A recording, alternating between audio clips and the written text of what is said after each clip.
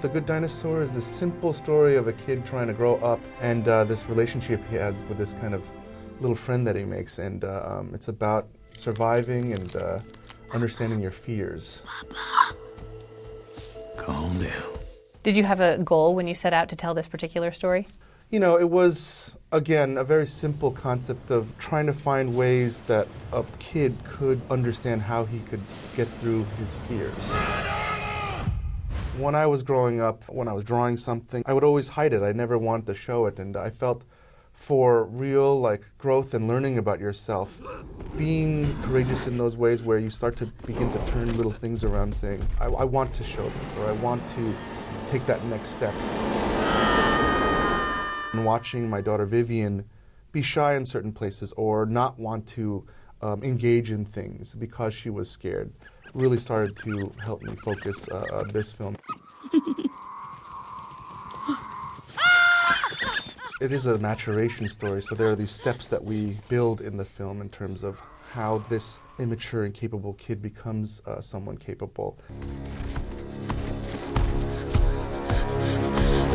Were you worried about how kids and families might react to some of the more intense scenes? Oh yeah, absolutely. Yeah. Loss is a big theme in this film. It's a hole that's created in Arlo that he doesn't know what to do with. Family. We talked about these classic films that were authentic in that same way, with like Bambi and the forest fire and how intense that was, and the loss of her mother in that movie and what that means to growing up. And then Snow White and Wizard of Oz, there were all these tests that were terrifying and memorable, but it wasn't gratuitous. The most fun was definitely research, going on these trips that really inspired the film. I was one of those parents that was just like, I'll do that for you, oh, I can do that, you know, like coddle, coddle, coddle. And when I met these ranchers out there, especially the McKays, Joe McKay, the father of this family, I wasn't ready for dying that day. He raised his kids in the opposite way of just, I'm gonna show you this once, and you're gonna have to do this on your own. And he did that to me too. Like, I'd never been on a horse out there, and he threw rope at me and goes, go catch yourself a horse. We want him.